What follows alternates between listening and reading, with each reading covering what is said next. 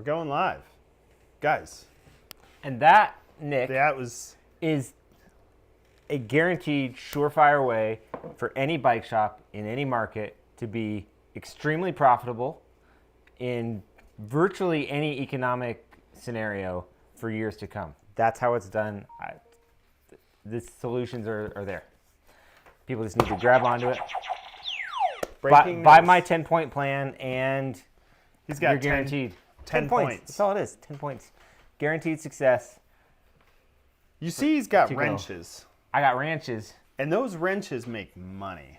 Those are the money makers. Do you want to make $1 million? Who in the chat wants to make $1 million? Yeah. How do you make $1 million? What if there was a transportation device that we could sell that was like just complicated, people couldn't figure it out? I like this idea. I like where this is going. And maybe you could like ensure that it always broke down just by using it. We're not talking about BMWs, dude. I was burned. Weirdly just texting my wife, who is having a little bit of a problem with hers right now. Too soon.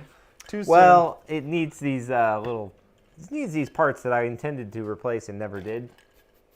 So when it's cold, the car timing is off pretty bad and chugs pretty good until it warms up. So oh yeah, her car's been sitting all day because she's been at the office all day, and she's trying to come home and just get it warm, honey. It takes a little while, and so but I ordered the new parts today. So okay, they'll come in. They're more expensive than I wanted them to be, but they're like super easy to replace. So fine, who cares? We'll get it there. You That's know, all right. Sometimes it chugs. Nick, Doc, friends, welcome to Bicycle Therapy. We're glad to be back. How are you, buddy? I'm hanging in. Yeah, hanging in. Yeah. What's fall doing to you? I ran 16 miles last week. At once? No. Oh. Over the course of 3 days. 3 days. That's great. Yeah. Yeah. I ran a little bit. I'm doing some running.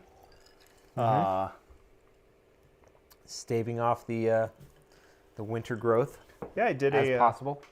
I did a conference about mining. I ran a live stream for a mining conference. Wow. Engineering. You should have told me about that. My daughter wants to study mining in college. And she could have gone. Dude. I would have told her to go. Go to this conference and see if this is what you want to be a part of. It was exhilarating. Yeah? Oh my God, no! It was. I almost fell asleep. The man said no. Yeah. Wow. I think I would reenact it, but we'd probably lose all 4 of our viewers right now. 4,000. The 4K. Yeah, 4K. We're going big tonight, guys. Yeah. We're going big. Going big. So it's been a good week. I've been getting into some running. I'm exercising. I bought one of these watches to track my heart rate, it's a Garmin, and we are not sponsored by Garmin. No, but it's kind of cool. It's not super accurate on some things, but like it's good enough to do what I need it to do. I'm trying to like get in shape the right way. Tells you about your sleep. Yeah, it tells me that I'm sleeping like crap every night. Record like your bowel movements and the quality of stool. I poop 3 times in the morning. That's it. The rest of the day, I'm ready to party. Off you go. Get down to race weight, starting at the beginning.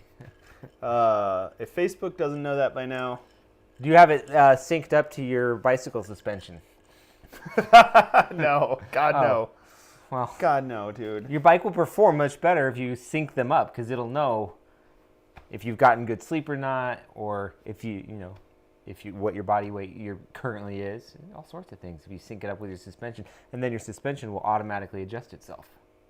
To my body weight? Yeah. Sure. Yeah, like if you've been eating too many candy bars and you've put on 5 pounds, but you haven't adjusted your air pressure and your shock, it'll do it for you. That sounds ridiculous. Fucking future, man. Yeah, come on, get on board. It's just like, I guess we're going to start with false innovation. It's just like the tire pressure monitors for your tires on your mountain bike, which SRAM is doing. Yeah.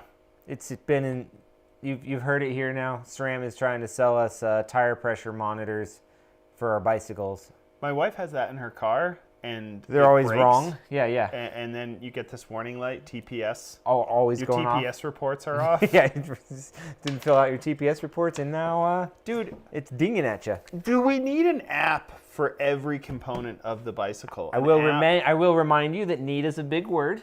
Need. Need is a very big word. No, we do not need it.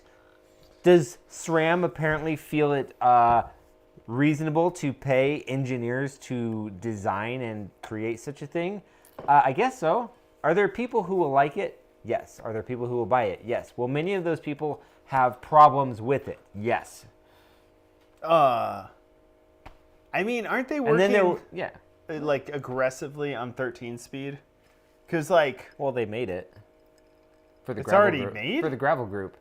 It's out there? We talked about this last summer. it's like a joke. Last summer when Unbound happened. Sorry.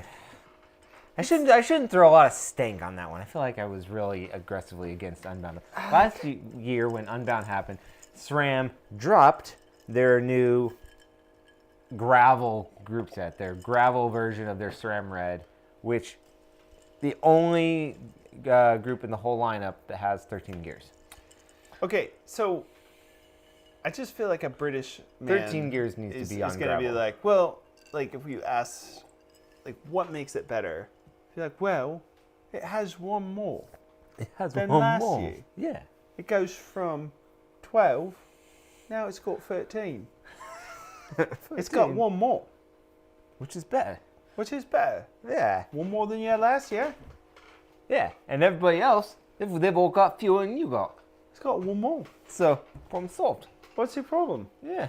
Get with Climb the any mountain. get with the program. Got Bro. one more. Got 13. 13. 13. 13 gears on the back. Are we on Thank board? God. No, we're not. But they're gonna make it. They didn't ask us. If they would have asked us, we could have saved them money. But then some guy who was designing this thing came up with this idea. Probably would have been out of work. And maybe we don't want that. I don't know. Do you think their engineers are kept in cages and they're like, think of something next? And they're like, yes. uh, I definitely think that is tubes, tube monitor. Yeah. Give me to monitor the pressure in the tubes. Very good. Does Yes, it adjust? I didn't actually read that. I saw the article. No, it and does not laughed and- adjust. There is a system that exists that you can self-adjust the pressure in your tire. It has been tried by a couple of professional road bike racing teams in like the Paris-Roubaix. So, which in those cases, so it's basically like it's got the pump housed inside the hub, and then there's a hose that goes up into the rim, and you can push a button up on your handlebar and either inflate or deflate your tire. All right. It's predictably heavy and somewhat odd, but But you got that if adjustability. if on the fly, Curtis Cole asked if the show has started yet. It definitely has started. Can you not see us? Or is he just asking if we're actually going to get with the program? Yay, you signed up for this, so this is what Yeah. you get. We tell you how show goes. You don't tell us. What are we talking about tonight? You've been running. What have you been doing? We got a November snowstorm, which kind of ended mountain biking for us, for the most part.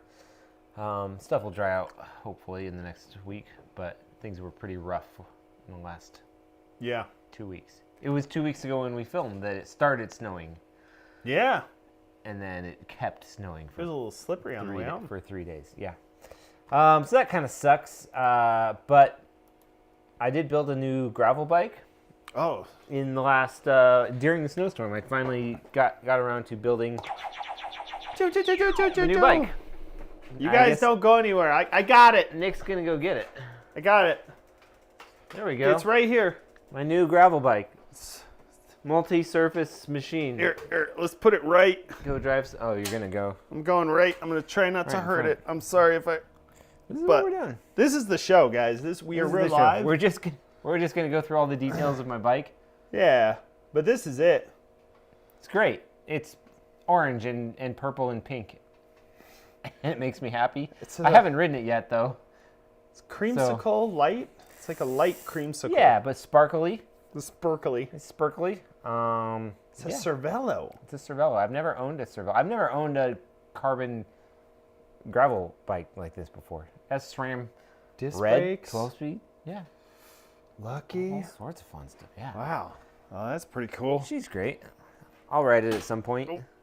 I'm probably gonna put the first. Apparently, scratch there on was a mixed surface group ride with a bunch of my friends last week, and I didn't get invited. Mixed surface. Yeah.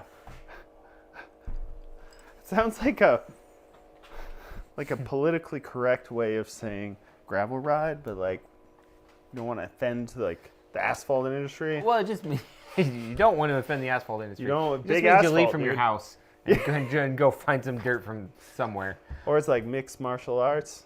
The mixed mark. Yeah, exactly. Kirsten and Jeff rode mountain bikes yesterday. I believe that. I heard that Jeff had tried to ride, had ridden Dakota, which is the first one to dry out for the most part. I have also heard that like Left-Hand Canyon's dry. It's south facing. A few of the boulder stuff. I don't think they got as much snow as we did. As you got further north, there was less snow. Actually, it was lighter up in Thornton. Was it? Than it was down. What'd you It get? was pretty heavy. What'd you end up with at your house? What? How much snow did you end up with at your house? Oh, we got about a foot. We ended up getting a lot, but Yeah. it wasn't quite as bad. Yeah. Anyhow, That's the weather. The weather. And that brings us to the state of bikes in Colorado in November. It can be amazing, or it can be absolutely awful. It's usually one or the other. Yeah, like I've ridden all the way to New Year's Yes. consistently. Yeah. Some years. We got this Some big years. this big dump, and it kind of ruins things. Which for me, the bummer part is it kind of throws work kind of in the tank for a little bit until people get out and get riding or start thinking about their bikes again. So I've been less busy work-wise in the last few weeks, which is okay because I took advantage to remodel my bike shop. Yeah, we flipped around. I don't know if you could tell. You probably can't even tell. I mean, you might notice that Nick and I are on different sides of the screen. That's because we're on different sides of the You're actually watching the room, the space.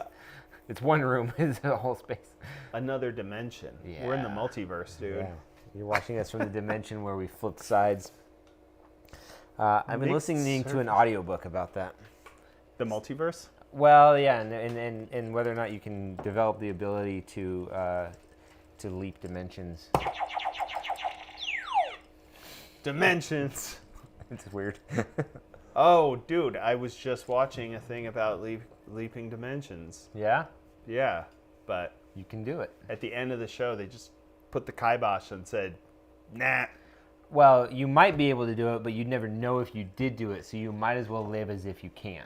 So do you think we could go into a dimension where a medium-sized bike shop is highly profitable? Guaranteed. Which brings us to tonight's subject matter. Bike shops. The fuck are they all about? Dude, let's talk. Let's talk. Let's talk bike shops. Let's get into Daddy, where do bike shops come from? Where do the bike shops come from? First of all, that was really weird calling me daddy on the internet. I thought about that as I said it. I was like, oh shit, I haven't called For some reason, him daddy publicly. publicly, daddy, where do bike shops? And I just want to be like, Daddy. okay, well, son, Son, we're going with that relationship. I'm trying to stay in character here. Yes. When a disgruntled bike shop employee has worked at a bike shop for anywhere from, it takes about 5 years to get fully disgruntled. 5 to 8, yeah. They go, I can do this better. I'm going to start at a bike shop, and I'm going to do it the right way. Yep. And it's usually, like, a lot of times it's mechanics. Mechanics, like, I'm tired of this. I'm going to run it, and I'm going to make my own rules. And I'm going to, not always, sometimes, salesperson gets on it. And they say, I'm gonna start a bike shop, and I'm going to do it the right way. I'm not going to sell cheap bikes. I'm only going to sell good bikes Yep. I'm not going to sell a bunch of crap. I'm just going to sell what I know I like, what I know I believe in, what I know what people will enjoy, and what's going to be good for them. Because I know what people need. Yeah. I have the experience. I have the knowledge. And people like me. Damn straight, people will. So then the whole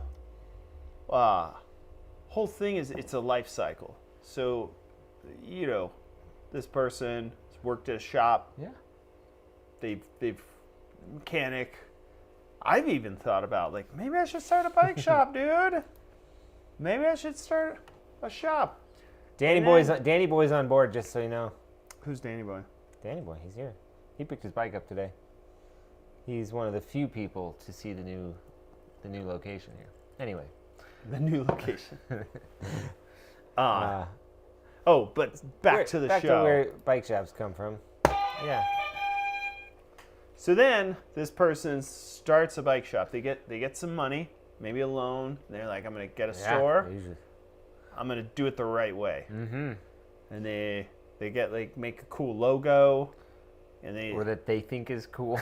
And then they have one friend who was good at art one time, and they're like, "Can you design a logo? Can you make my logo, dude?" And they're like, "Yeah, totally." Now you just hit generate. Right. I want a bike shop logo. And then, they go strong for 3 years. 3 years. 3 years, dedicated. No weekends. Yeah. Working every day, dedicated to the cause, dedicated to the plan. Be like, we're gonna do it, dude. We're gonna crush it. But then about year 3 or 4, they're like, now I want to make some money, man. This has been a struggle, dude. It's not working. It's been a little fun at times. It's been a shit ton of work, but I need the money. The money needs to work. How do we make that? How do we make that work? How do we make that work? What do they do? We need to sell more shit. Oh, that's right. The solution to making more money is selling more shit. And then suddenly that person who's like, I'm never selling a $400 bike in my bike store is like... They're talking to maybe Giant, and... the reps are hitting them hard. Like, well, what do you have in hybrids? Do you have hybrids with suspension forks and hybrids without suspension forks? I think there's a market for this type of bike. Yeah. And then it happens, folks. Yep. They start selling everything that they didn't want to sell. They start doing everything that they claimed they didn't want to do. And they end up being the exact same shop that they said they hated. The cat's in the cradle with a silver spoon. So that's one place where bike shops come from. It's common all the time. You end up with an industry veteran who thinks he has the solution. I have been there. Yeah. How'd it go? I was in business with a bike store for 7 years. And what was the square footage of your store? 2,200. All right. And another part of that is you got to start hiring people. You have to hire people. Then you have to be a manager. Then you have to train people. And you were never good. You have to manage people. Right. You weren't good at those things. You were good at other things. You're like, I can fix bikes. Yeah. I can't fix people. Right. And then suddenly you got to deal with people. You have to deal with reviews. You have to deal with other businesses. You have to deal with suppliers, inventory, banks, accountants. All of the things. All bunch of awful things that are not fun. They're not fun to learn to have to deal with if you're not already experienced in those things. And you haven't felt the value of those things in your work history prior. You've just been you felt the value of the bike side. You haven't felt the value of all of the bullshit side. Yeah. It's kind of hidden. You don't really realize it. And you got to figure it out for yourself. Yeah. Yeah, I mean, my thinking was I wanted to make a bike shop that was all about bike mechanics and not so much about sales. You can see where this is going. You have to sell stuff. You have to sell. You have to sell, especially if you're in a place like we were where rent was so high and you're in a neighborhood and adjacent to a busy business district, and you have to sell stuff. And I thought service more exclusively in that environment was the way to go. And it kind of was here and there, but like it really needed to sell. Like we needed to make a certain amount of more money, especially with the way our rent was going, to survive and to keep going. And the only way that money wasn't going to be made up by bringing in more labor, because we were pretty maxed out on our schedule as it was. You had to sell more shit. You gotta sell more shit. And you can't start putting more bays in, do more tune-ups. I don't like doing that. I fucking hated that. I hated worrying about selling shit, and that's partly why I closed the thing down. Yeah, and then you start selling like, oh, well, what can I sell that's easy? Like, yeah, you don't want to sell more complicated stuff, right? Like that's the tough, another tough part. You start getting into the deep pit of like clothing, and a lot of shops will start doing a lot more clothing, because guess what? Like, dude, a $200, a $400, a $500 jacket doesn't come back for a tune-up. Right. You know, it's like you sell it and you don't see it again. Off it goes. Yeah. Boom, out the door. Well, where else does a bike shop come from?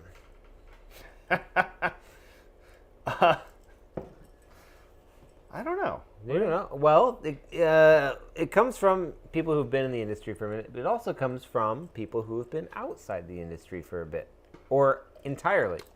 I know of several instances where bike shops have been started. Rim brakes only. Nice. Yeah. That's all we do. Rim brakes only. That needs to be the name of the store, of the shop. Rim brakes only. Rim brakes. We don't do disc brakes. Nope. No, I have seen shops that have been run by people who came from a very corporate background. They worked on the corporate side of things in whatever for a long time, maybe made some decent money. Yeah, Put some money away. They've already basically have their retirement done for. Yeah, and they're 50 grand. Yeah, they're in their early mid 50s, and they're like looking to do something else before they actually retire. And so some of these people there's a mindset for, this is like, it's the same mindset for like the dudes and the people who've been in the shop for a while, like, I can do this. These guys have been like in a corporate world for a minute, like, I can run my own business. And so what do? Yeah. More often than not, what they do is they go buy a business. Yeah. So this is not a bike shop that springs up out of nowhere. More often than not, these people are going to seek out and buy a business that's up for sale. Usually that business is up for sale by somebody who's run it for a little while and is ready to be done with it. And they're like, because they haven't been able to figure it out and make it happen. So here we go, baby. So that's kind of where bike shops kind of come from generally. They're started by people who are in the industry, who love it, and they've chosen it as their career and their lifestyle, and they think they can do it. And then there's the other side, which is bike shops that have existed for a while that sort of have enough value to stick around, but they're not valuable. Yeah, they've made enough of a name. And so the next kind of person over starts to think they're the one who can make that one work. So like somebody else is like, you know what? I'm out. I've tried for 6, 8, 10, 12 years. I'm ready to be done. This person's ready to like move on, right? And then you have the other person who's like, oh, well, I've got money. I've kind of got myself figured out. I'm the one who can make this work. I can, and these people usually come at the operation of the bike shop from a very financial kind of point of view, whereas a shop, an industry veteran usually comes at it from a more or less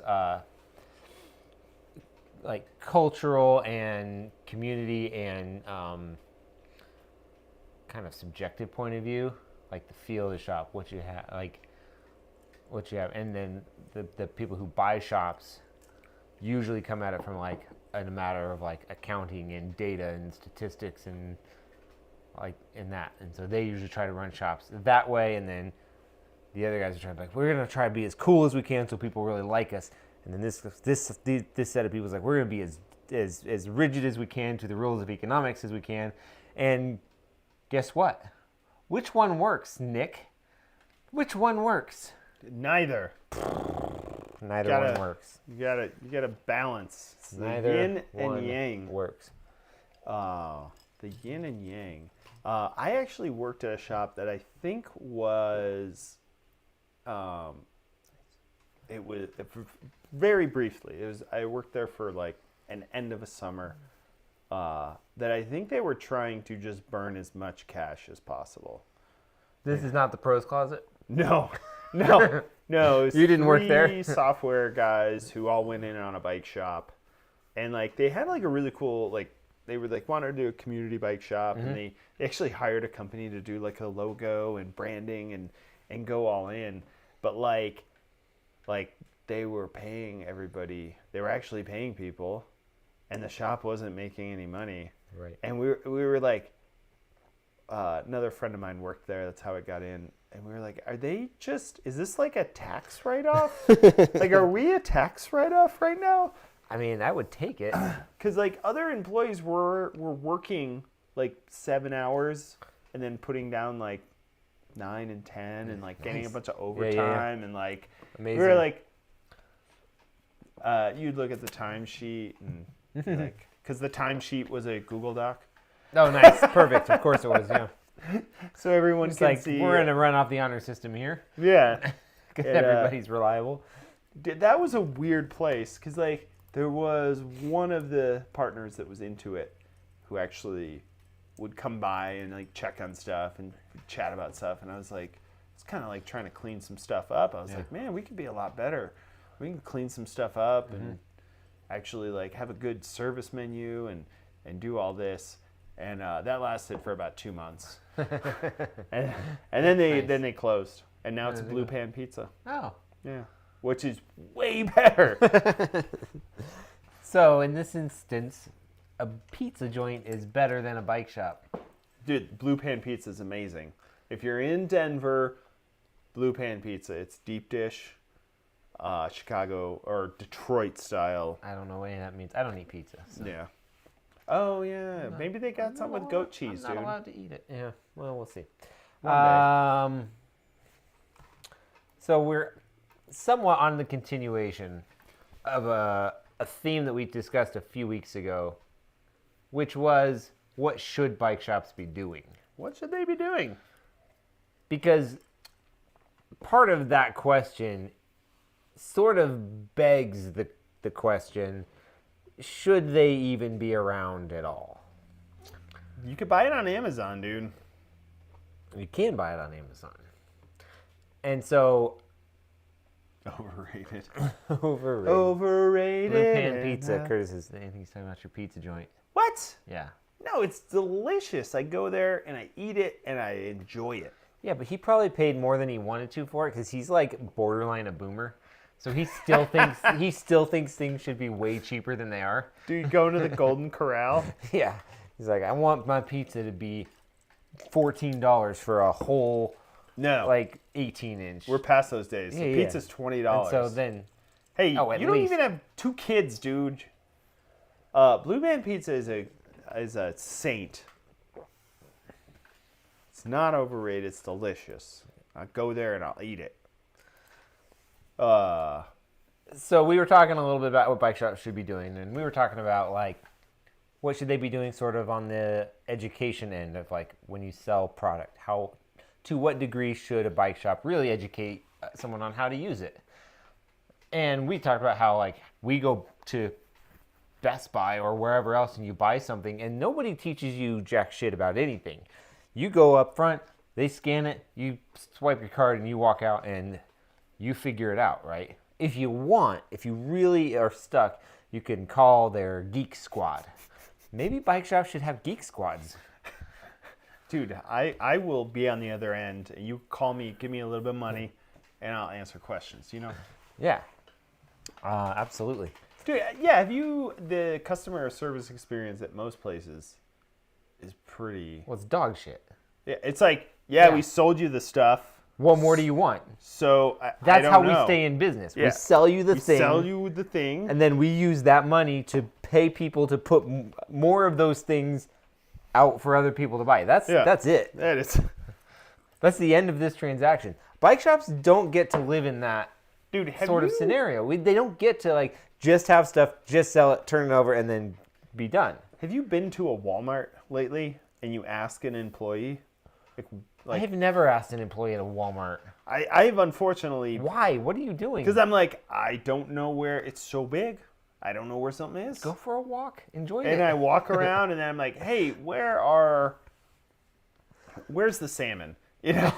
What are you talking about? And they go, hold on. And they go to their phone and they start looking it up. And they're like, I think it's like aisle 10. And then they walk away. Like, I worked back in the end of 2019, like for a few weeks after I closed my store. I worked at Home Depot. Home Depot? For like 6 weeks. And that is exactly what happened. And they told us when I worked there that just use the consumer app for Home Depot and pull it up and tell people where stuff is based on that. The thing that people could have themselves. Yeah. We just did it for them. That was how it worked. Anyway. Yeah. Interesting that's all you're getting at Home Depot. That's all you're getting at Walmart. You're getting that at all these places, and then you're buying the stuff, and then you're on your own to use it. Bike shops seem to live in this entirely different realm where you have to sell a thing, and in the selling of it, you have to explain the differences between like 8 to 10 different versions of it in the first place. Like this one, and that one, and that one, and that one. And you gotta help them like fucking funnel down to this one thing, right? Sell them the thing. Then you sell them the thing, and then you have to teach them how the gears work, how the shift, how this works, how all the dials and the switches, and how to put on pedals, remove pedals, how to deal with sealant, with two. There's so many things, right? And apparently bike shops are supposed to just teach you all of this stuff in the during the transaction. Half hour of like. Yeah, because people want to nobody wants to be in the shop for 2 hours while you. Some people do. Yeah, well, some people do. Some people do. Some people do want to suck your time, but they want it to be a Starbucks, dude. Yeah. Problem is, you're not selling $8 lattes. No. Oh, I'm gonna cough. Oh no! It got me. I mean, some shops go the extra mile and are passion driven and community driven, and want to get people into the bike and teach them and do all this stuff. And then there's some shops that don't do that. No. And we kind of didn't really have a conclusion necessarily, like which one actually is which is better, which is the one that's worth having around, the one that. I mean, obviously, any consumer is going to say the one that basically gives you a bunch of stuff for free. And stuff in this case can be knowledge and information. But on the bike shop end, there's also going to be, again, the guys who run the shop from the financial point of view are going to be like, limit the amount of time you spend with the customer.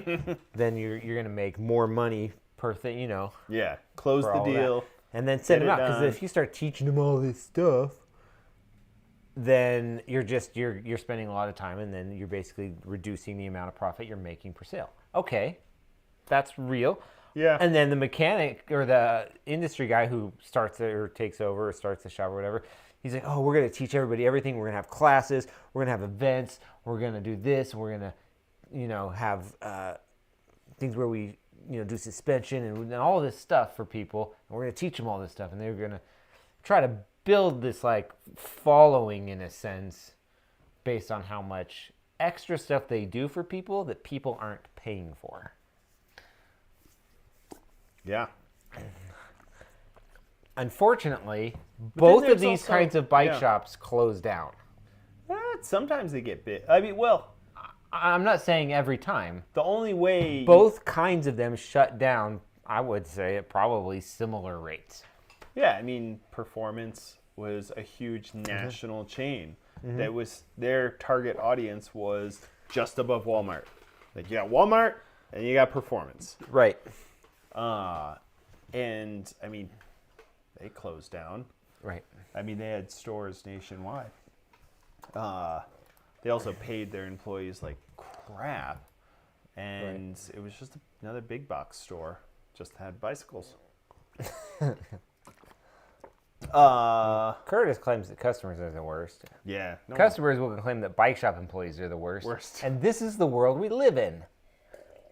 So, brings us to... Well, yeah, go ahead. Keep moving. Keep moving. Yeah, because we started late and it's 8:52.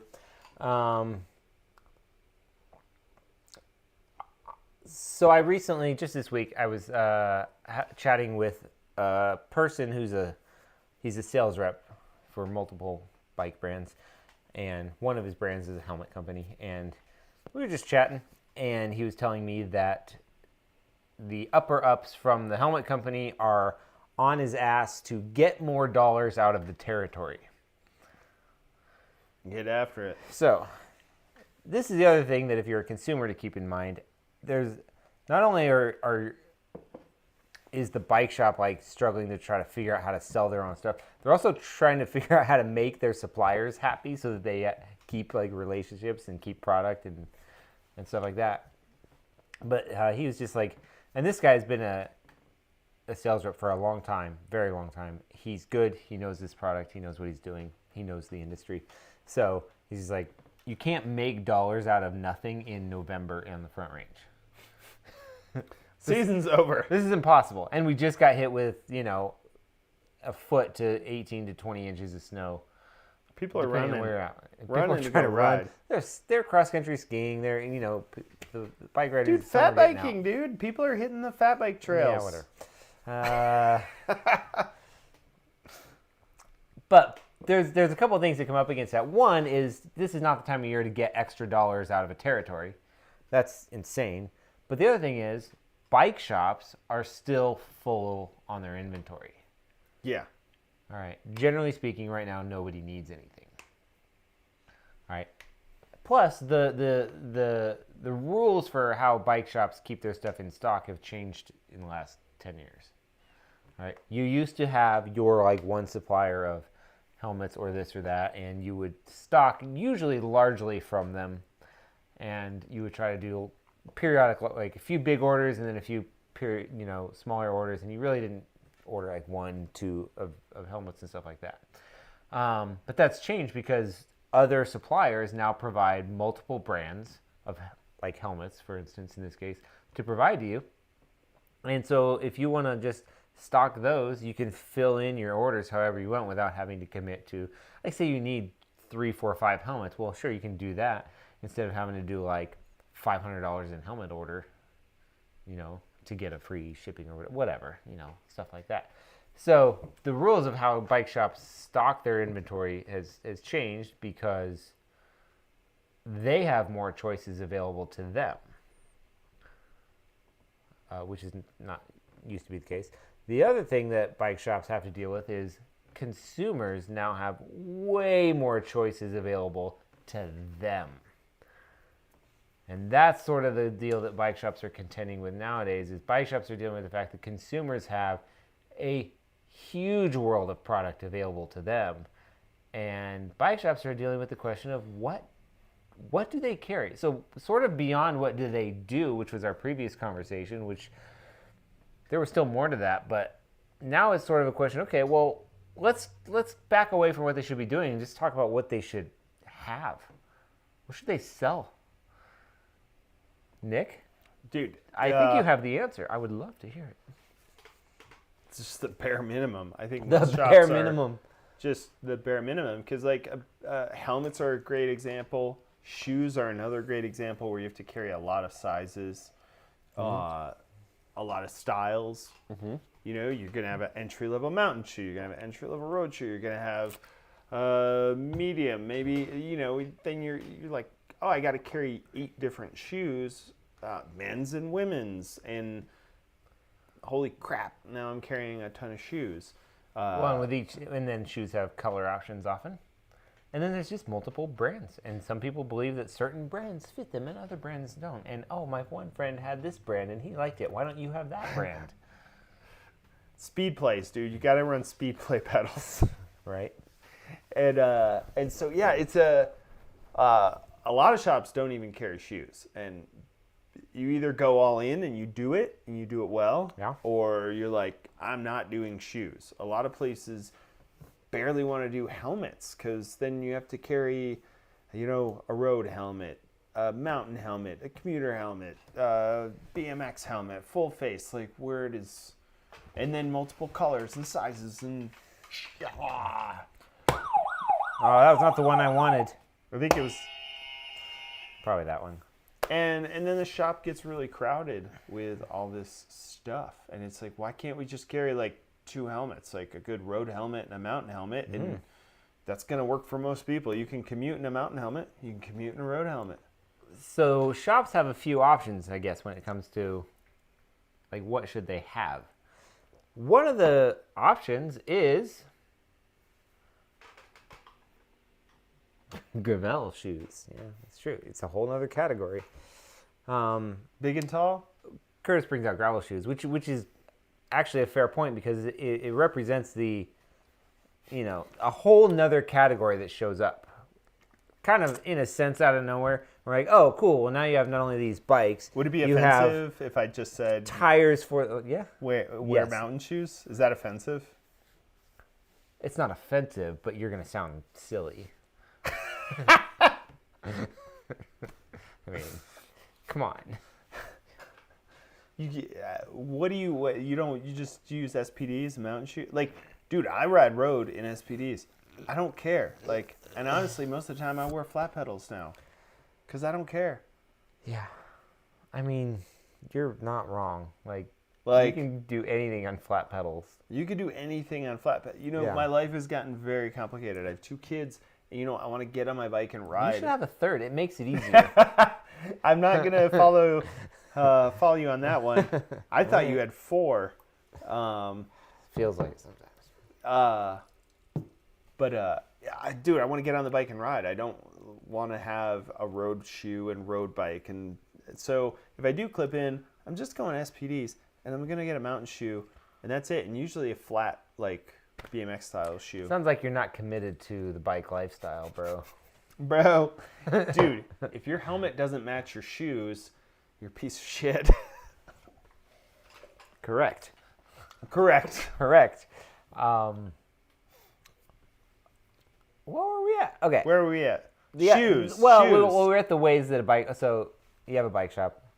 So there's certain categories. Regardless of who they started it. Yeah. And then you have to figure out what to carry.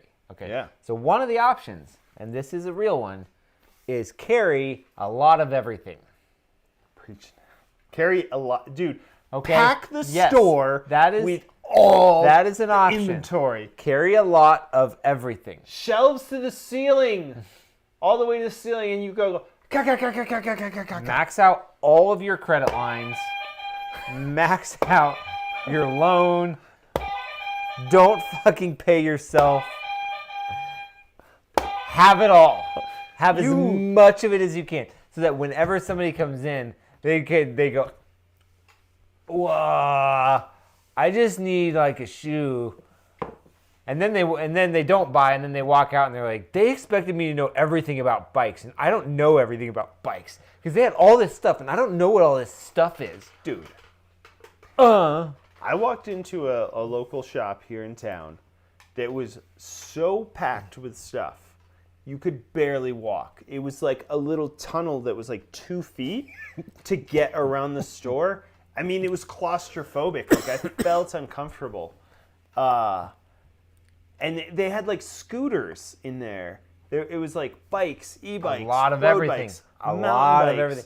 Because if you have helmets, if you have a lot of everything, you're gonna have what somebody needs or Just wants. so much. You're gonna have it. I was buying. But you're not going to sell all of it. Derailleur cable, and I said I need like 4 feet of cable, and the guy goes, "It's pretty expensive. Are you sure you want 4 feet?" And I was How like, expensive was it? $5 a foot. This is too much. This is expensive for Yeah. So like being on that side, I was like, but dude, I was really put off. The whole like just walking in and then getting hit with that customer service. Like, you probably can't afford this. It's like I can't, so I this don't know why price you is would. this price is really going to piss you off. So, So buckle up. yeah, it wasn't even you can't afford this. It was like, oh, we're charging you. You're not going to like it. We don't make money on much else, but we're going to fucking make money on these cables. I was like, dude, I needed just a couple feet. And I was like, okay. man. So I was like, okay, I'll only get 2 feet of cable housing then, and I'll make it work. You know? I'm not spending $20 on cable housing today. So the problem Not with doing it. So the problem with a shop that has to do a lot of everything is they have to be a lot of everything. Everything. They have to have the stuff. They've got to have the square footage. They have to have the staff. There's a lot that goes into having a lot of everything. And so very few can do that. And a lot of your volume is the $400 bike. Yeah. Your volume. And so then you got mechanics that are just cranking out cheap bikes. Yep. They're like, damn it, I have to build another Trek Navigator 300. So what about just carrying a little bit of everything, Nick? Just a little bit of everything. Like a select. We'll do everything, but we'll just do a little bit of it. Like, I'm only going to carry the things I try and I love. We're not there yet. We're at a little bit of everything. A little bit of everything? Yeah.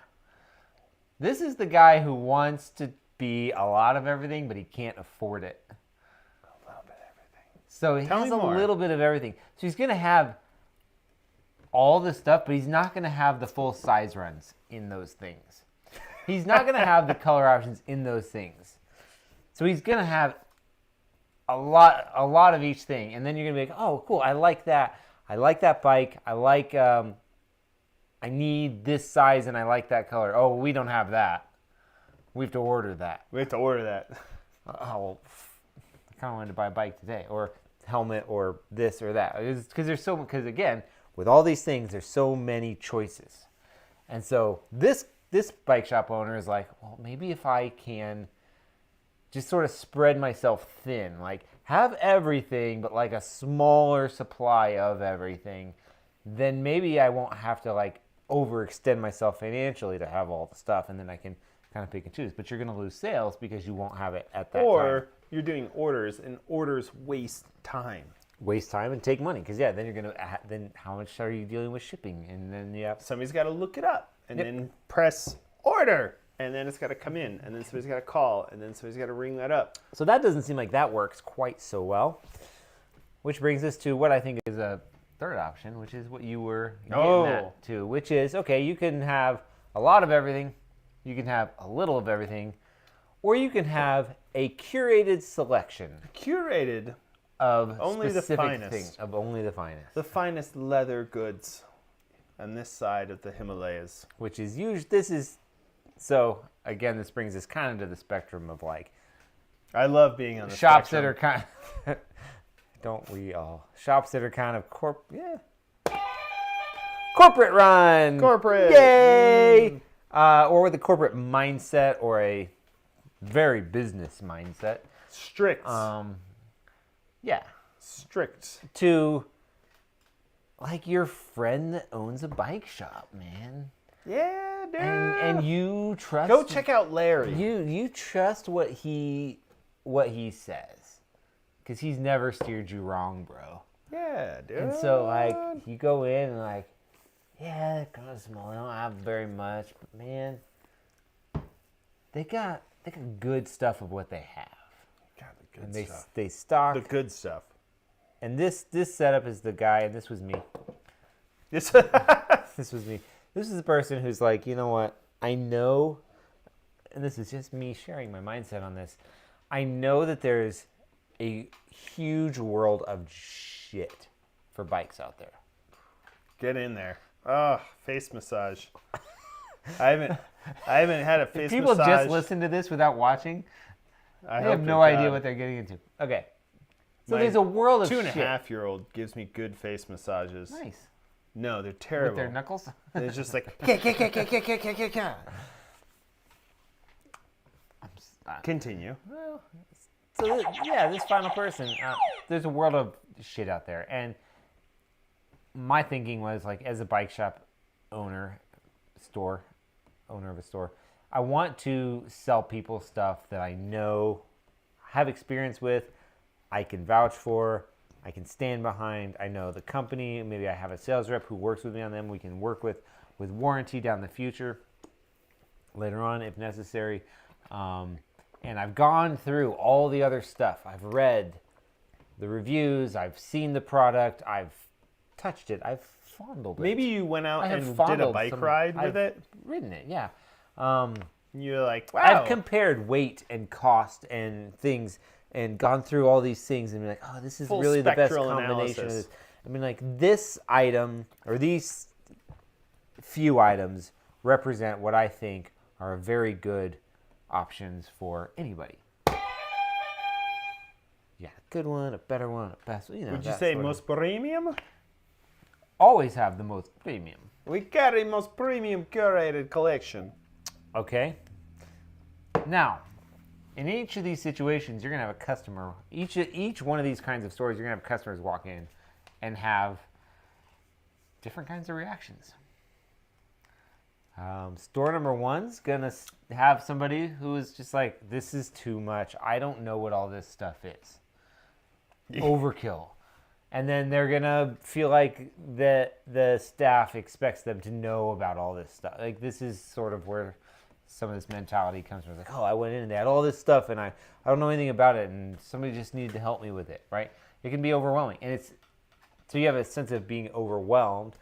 And then you have the disappointment of not having exactly what you want, but seeing it as an availability in option 2. Like, oh, you have that. Ooh, great. Or, oh, you don't have it. That's disappointing.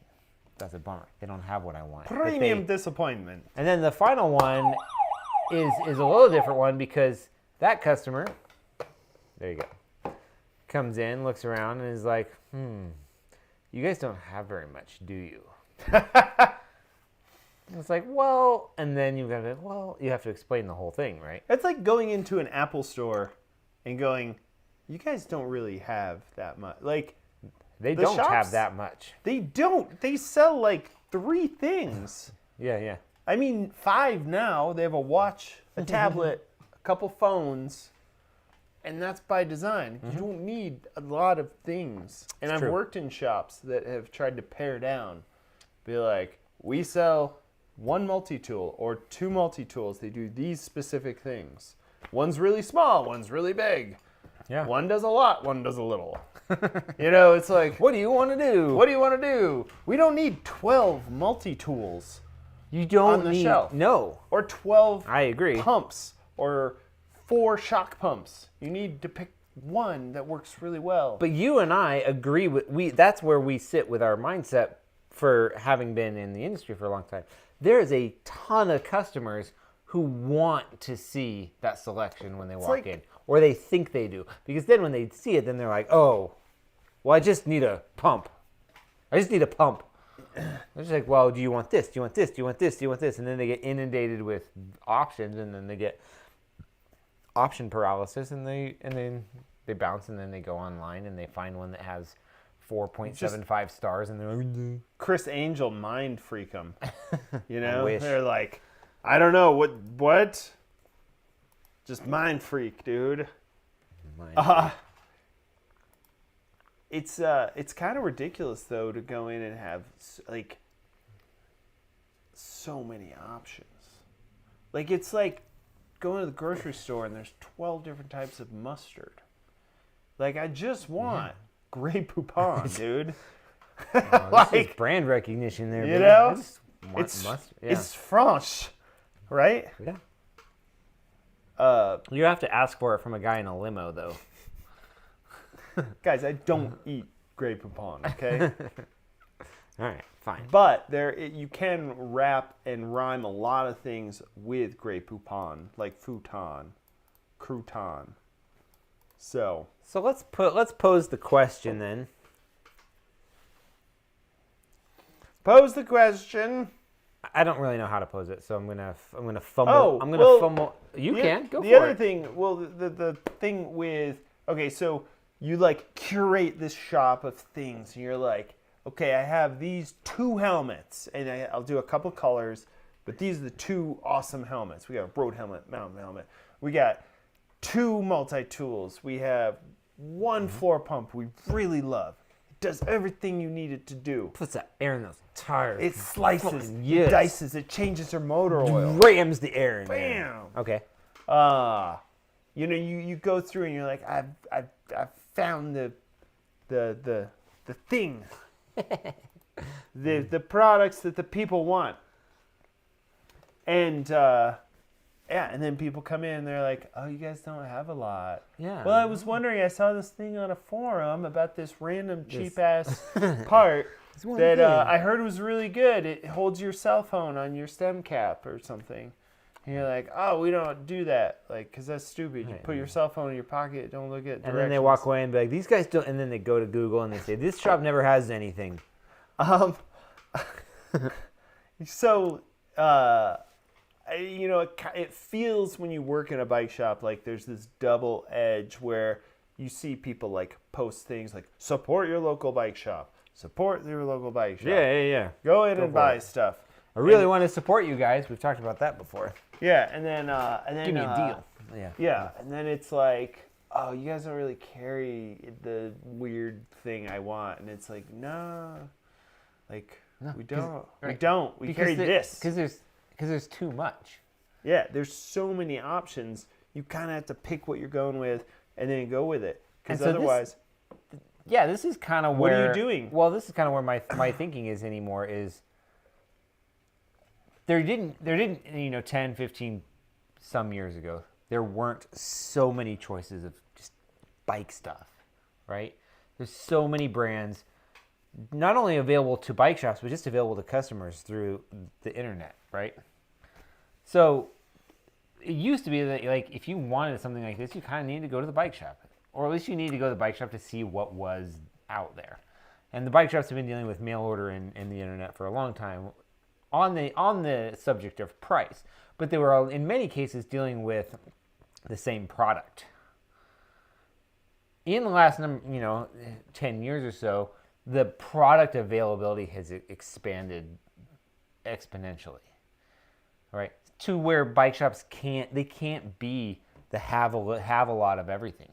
You would need to be a fucking superstore to have a lot of everything. You would need to be huge.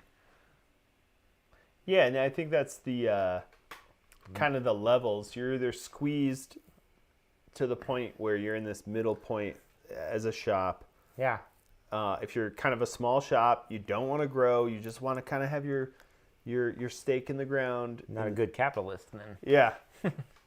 Or you need to grow and you need to have 3 stores and you need to have somebody who runs HR. And then you're the corporate store. And then you need to go in and say, okay, guys, we don't need to spend so much time with the customers. We don't need to spend so much time with the customers. We need to tighten it up and greet the next person. Welcome to Costco. I love you. But I'm not shooting you with lasers. Yeah, and we're going to pay you $12 an hour. Right. And so it's like, I think the point of this is like there's this middle ground where you get squeezed, where the shops that do grow to 3, 4 stores have buying power, they get better deals, and they kind of control the market a little bit more. And then you got the little stores that are like trying to be a little bit more curated, maybe more bespoke. Ooh, bespoke.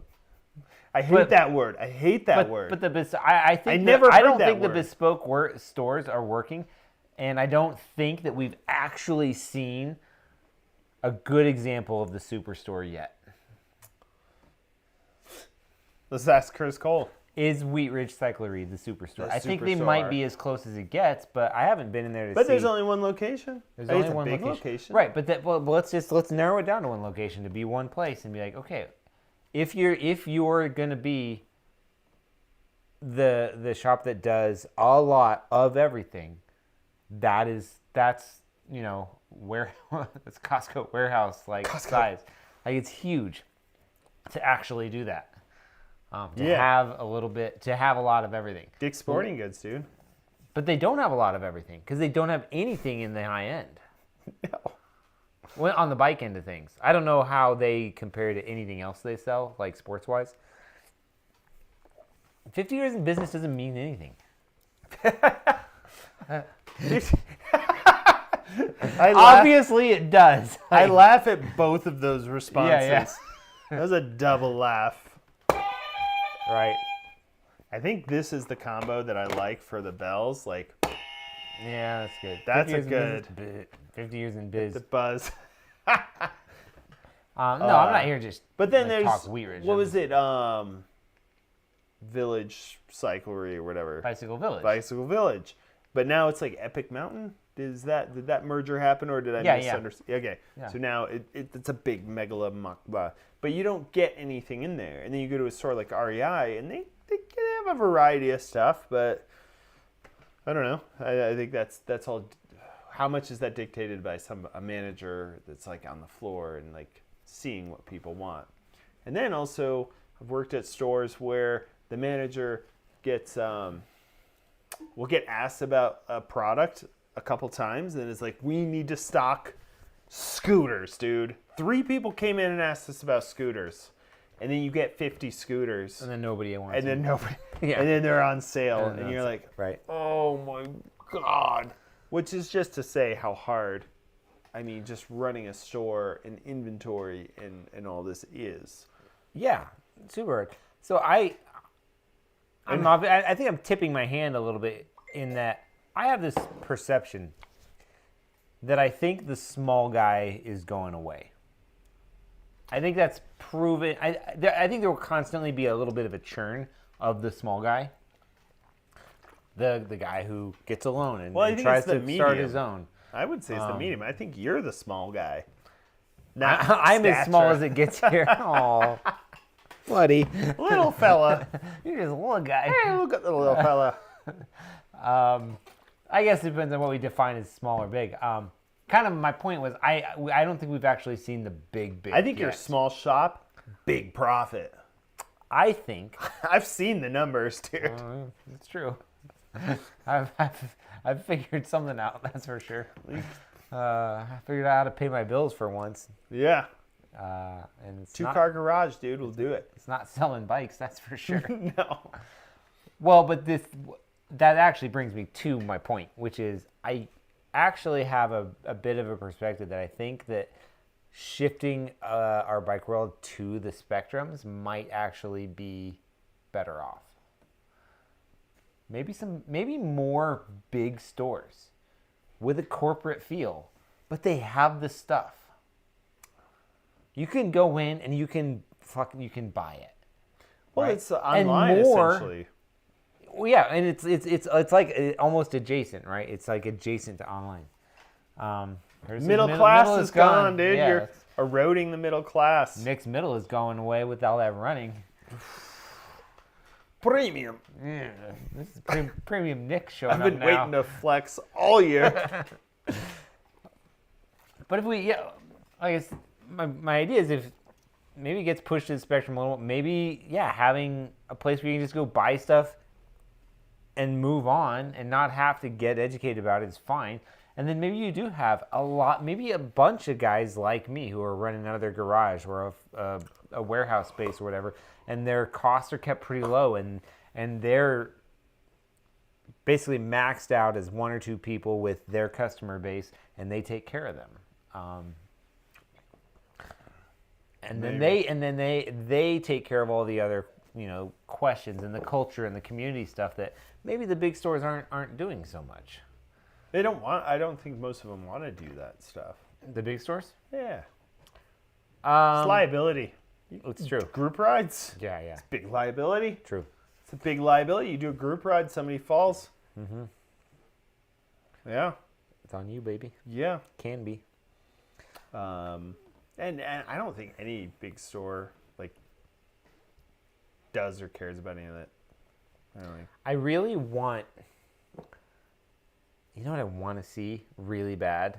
I do want to see like a full bike superstore, not Wheat Ridge. Wheat Ridge is a big bike shop. I love how you just keep burning Curtis. No, I'm just 50 sharing, years in biz. I think it's a reference point for us in the Front Range for sure, and I think even bike people nationwide kind of have heard of it. Right? Like a megala store.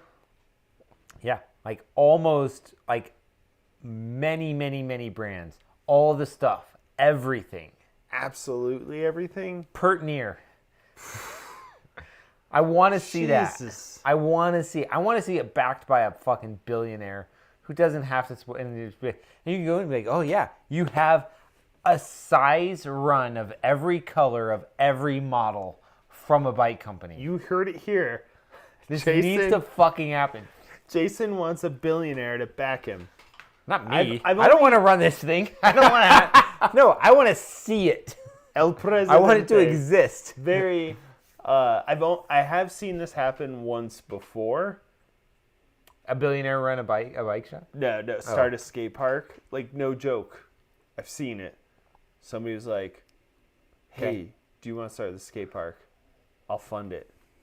And we were like, my friend was like, what? Mm-hmm. And then he shot me a message and I was like, what? And he was like, no, so-and-so's dad's a billionaire and he wants to start a skate park in Denver.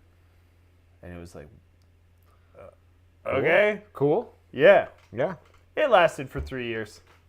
Now it's gone. Because the billionaire didn't.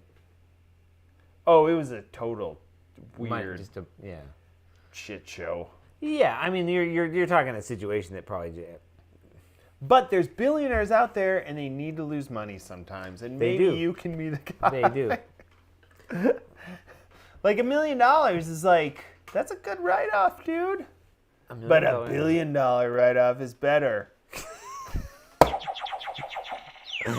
Correct.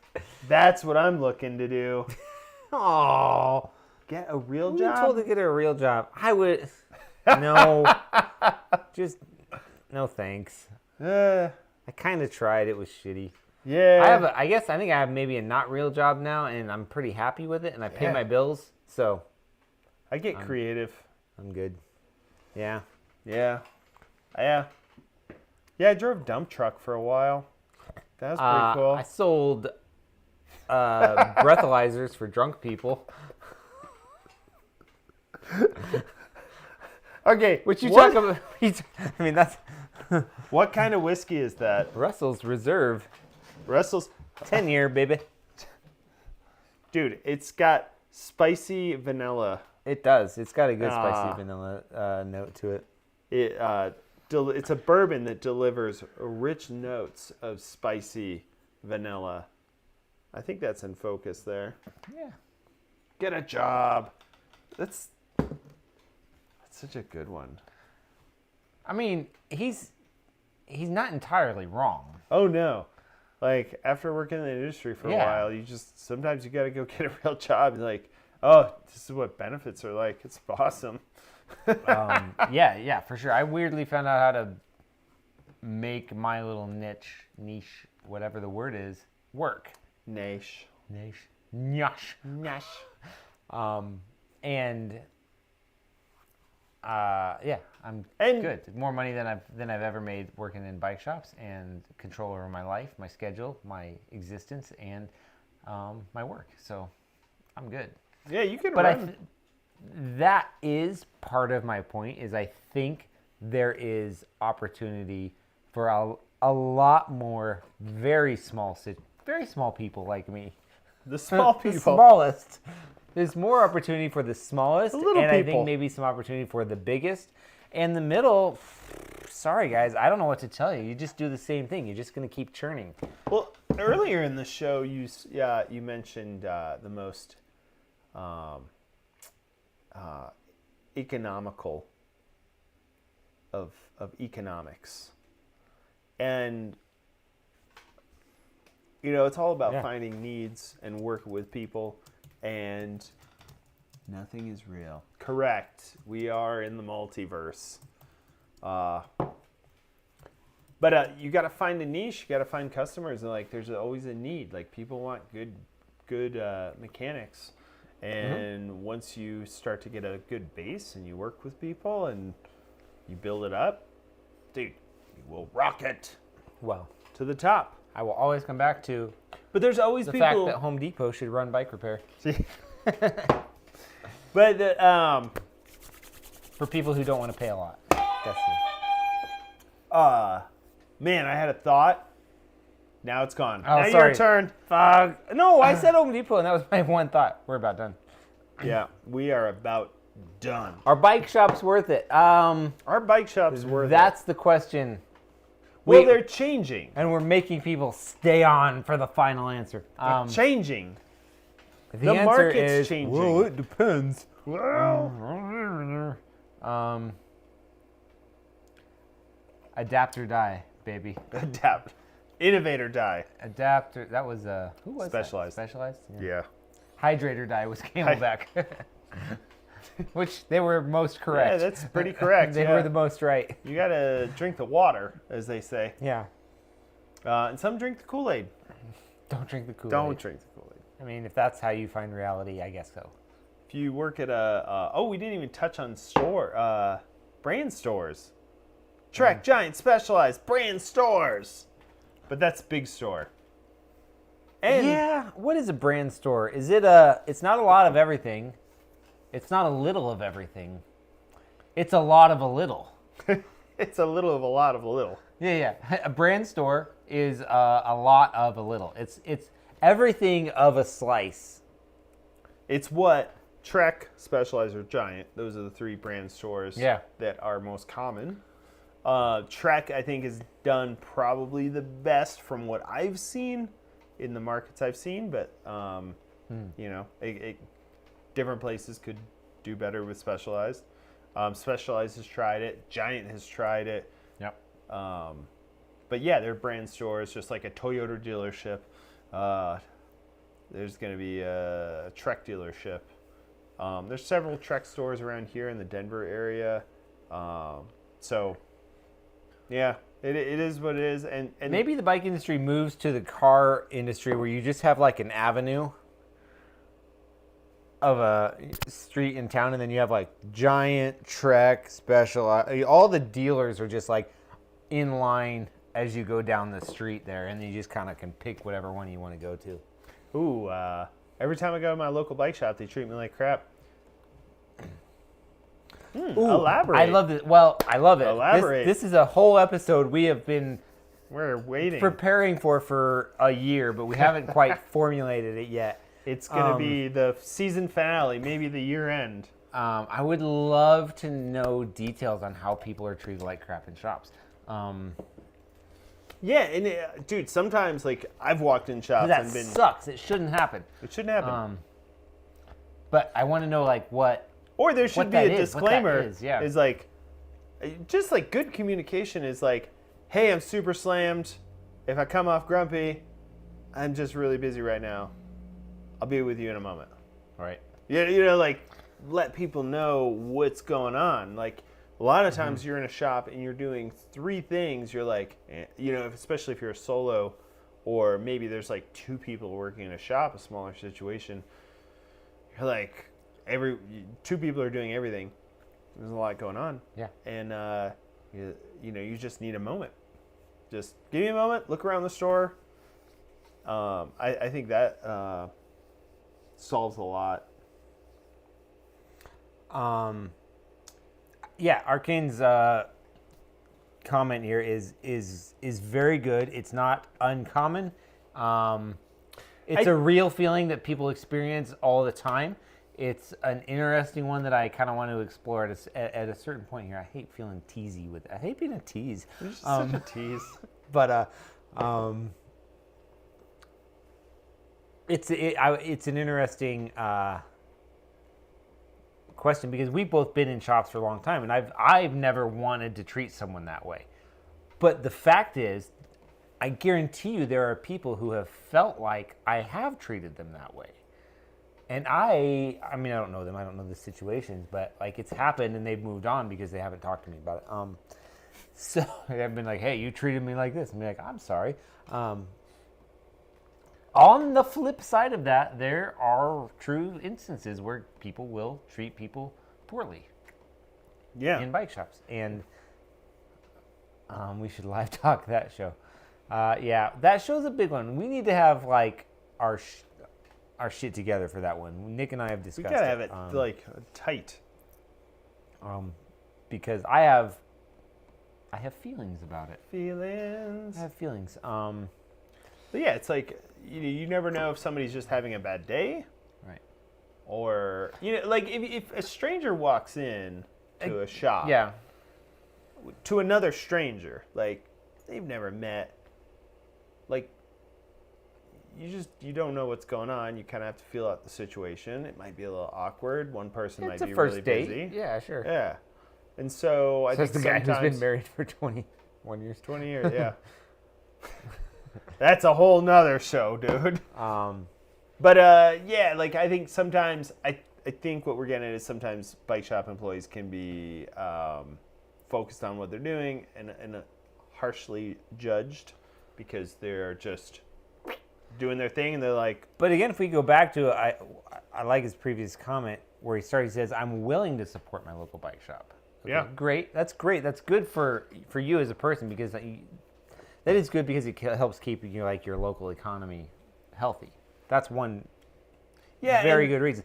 But per our kind of whole conversation, this one and in the previous episode, what is a bike shop both doing and what do they have that really, it's the combination of those two things that sort of comes up to the are they worth your money? Are they worth your time? Are they worth you walking in and maybe feeling a little awkward in the situation because of what they offer both in product and in all the other stuff? So, yeah, I mean, I think. and if they're not, then they're not. Yeah, and you might have to go to a couple store, like if you have. Right, but that sucks, right? Several stores in your town. It You sucks gotta to go to the several one. stores and try to figure it out. I mean, I've definitely gone into shops and had negative experiences. Multiple shops in Denver and had negative experiences. Yeah. Just with dude, hey, how's it going? What's up? Right. You don't have to try to sell me something right out of the gate either, and you don't have to ignore me. Yeah. But just hey, I see ya. No, it's a lot. The whole that conversation is a big one.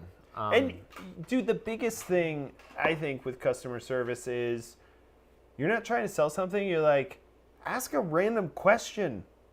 Just be have you been on a good ride this week? Or yeah. Engage in some way that's not about the sale.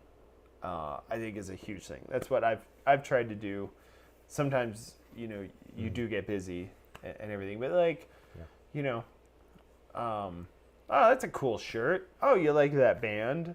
I think that there's some soft skills that sometimes fly over the head of bike people, and then I also think that there's some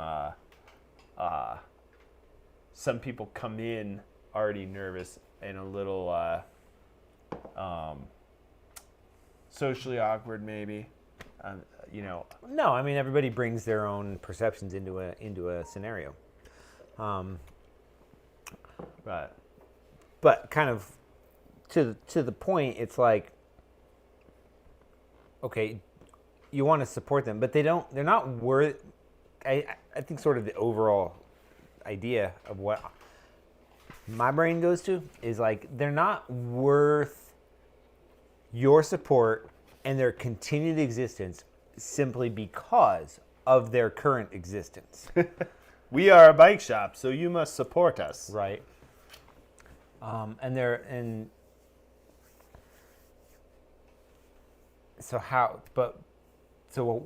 do you do to basically make your existence worthwhile, valuable? What do you do? That's the question. I don't have the answers. I kind of implied that I did. I fucking don't. Dude, it takes a lot. But, I mean, and I think that when we started the show, where do bike shops come from? Yeah. And they come from people who've been in the industry who generally are I want to start a shop and do it my way. Yeah. I want to do it my way. And then they get into the grind and get sucked in and ground up. Well, and the reality is their way isn't broad enough to support their existence. Yeah, you have to. Yeah, most of the time. You gotta sell your soul somehow. I've told people for years. I'm waiting for the opportunity to sell out. I just haven't had it. It doesn't exist for me. Call Coke and Pepsi. Yeah. They're I'm ready. Doritos. Right. Sign me up. Give me some of that MSG. But yeah, bike shops come along by people who want to like do like a cool shop and have a cool culture, and then they get caught up in the grind of like, we gotta sell shit to make money, and then they get burnt out because they work every single weekend in the summer when everyone else is going out and having fun and riding, and then they have all the weekends off in the winter to think about how they totally screwed up their season. Yeah. And so it's like it can be a rough cycle. And there's always, whenever you're in a business and you work for yourself, you're like, maybe if I do this thing, I'll be, a little bit more successful. Maybe if I do this thing, maybe if I do this thing. Like, you have all these paths and you have to choose one to move forward. Too many paths. Too many paths. Too many paths. The glass is empty. I'm not sure what that means. I think they're talking about mine. But it's also 9:37, and we need to call it. It is. We've gone through that much. We don't have the solutions. Again, I'll say. Wrong buzzer. I personally, just my personal opinion, I have no problem with like most of the industry getting kind of pushed to the ends. Super corporate, like everything, whatever, internet, whatever you want. Just go buy your shit, and then your service needs, your particular need, and maybe it's tough because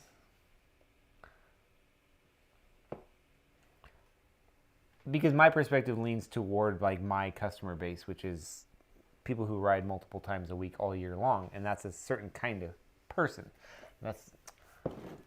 Yeah. And so I guess I gravitate there.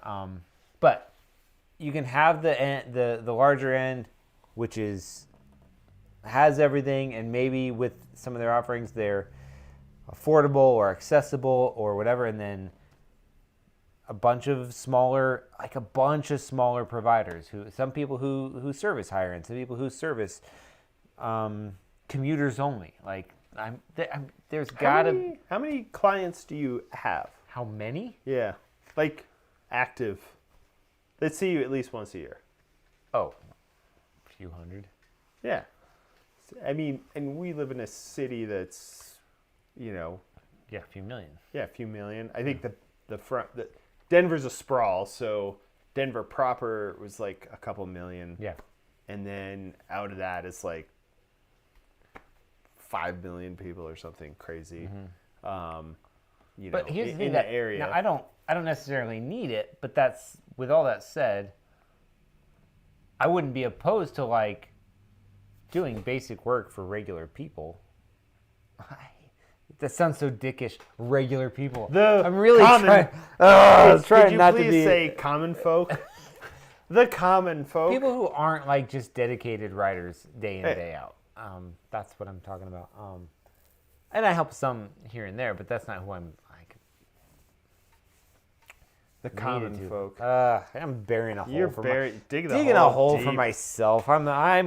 No, I think this is why everybody thought I was a dick when I worked in bike shops. You're like, you're not you're just a regular person. Who the fuck are you? I'm happy to help the common folk. Are you a common commuter? This is what we go through in bike shops. We're trying so hard to help people. We're just trying to help, dude. We're practically doctors. Just trying to help. It's true. And going to the marketplace, dude.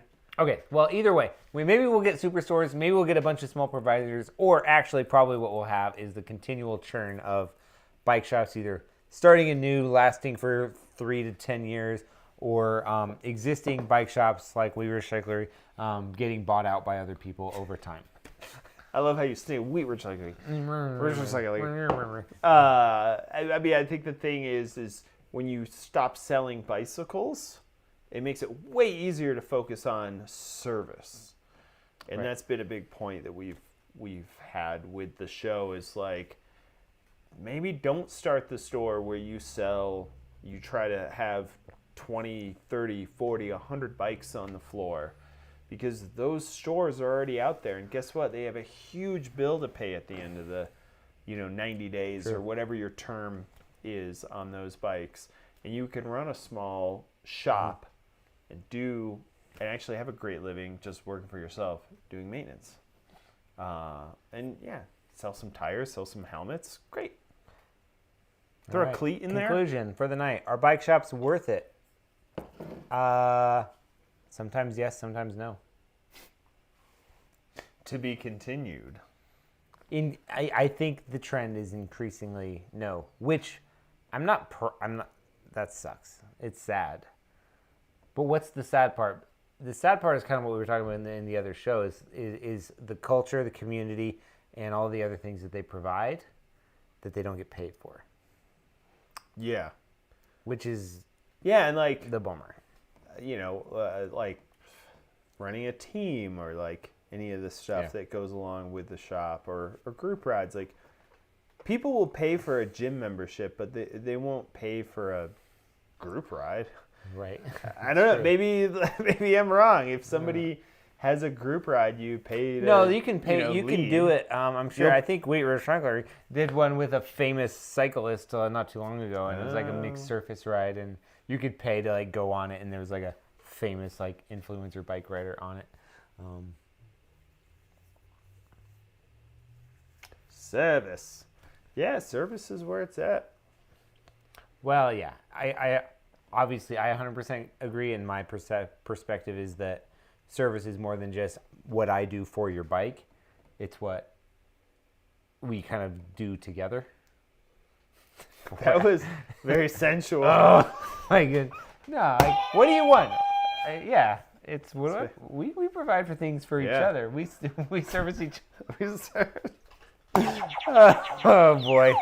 Oh, well, I think that's the end of the night. That's the end of the show. We're going to service each other. We got a couple Fox Shocks to service. Don't make it weird. Don't make it weird. They're just squishy bits. Thanks for hanging out, everybody. Thanks for joining us on this week's discussion. Join us, I think, next Tuesday. Oh, we might have to skip a Tuesday. We're trying to do every Tuesday. It gets tough from time to time, but bear with us. Nick's got 6 kids. So. on a bike mechanic's salary. Yeah. Exactly. Not anymore. We'll see. Should I get rid of some of the kids? I mean, don't get rid of the kids. Can. Bada boom. I think that's the end of the show. Thanks for joining us. We got a show.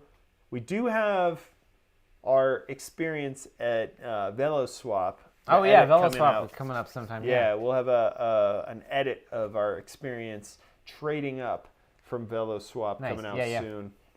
Check that out. And thanks for joining us. And we'll see you next week, maybe. Yeah. It's a definite maybe. We don't take our word for it.